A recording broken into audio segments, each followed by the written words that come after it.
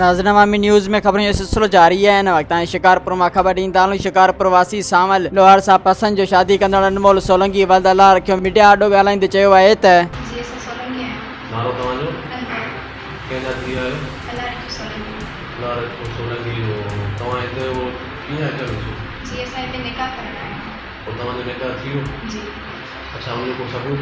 जी असां कोर्ट में निकाह करण कोर्ट में जी अच्छा पोइ कोर्ट जा उहे कागज़ जो त निकाह नामो आहे जी है कोर्ट जा कागज़ इहो लेटर आहे जी अच्छा तव्हांखे हाणे छा खपे जी असांखे हाणे तहफ़ुज़ खपे तव्हां पंहिंजे रज़ा ख़ुशी सां शादी कयो जी कंहिंसां शादी कयो सावन करोड़ सावन भरूच सां कंहिंजो पुटु आहे दादा दाद मोहम्मद जो जी सही तव्हां पाण शिकारपुर जा आहियो जी कहिड़े कॉलोनी जा दस्तगीर कानून दस्तगीर कॉलोनी जा हाणे तव्हांखे तहफ़ुज़ खपे जी कंहिं मां ख़तरो अथव मूंखे मुंहिंजे घर वारा तव्हां घर जा नाला ॿुधायो भाइरनि जा पीउ जा मुंहिंजे अबू जो नालो अल्लाह रखियो सोलंकी मुंहिंजे भाइरनि जा नाला बीबी अहमद सोलंकी मुंहिंजी अहमद सोलंकी तनवीर अहमद सोलंकी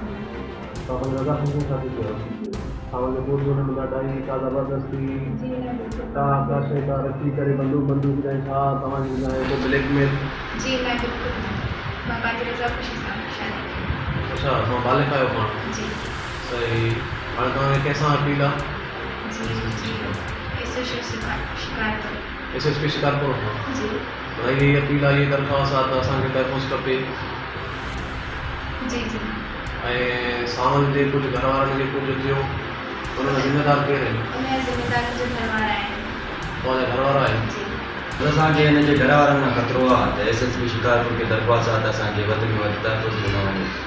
त तव्हां पंहिंजो पसंदि करिणो कयो जी हा मां रज़ा ख़ुशीअ सां जी हा हुन में को बि उहो न आहे लड़ाई का ब्लैकमेल न न अच्छा मज़ीद खबरों और तफसीलात के लिए विज़िट करें हमारी वेबसाइट www.awamiNewsHD.com।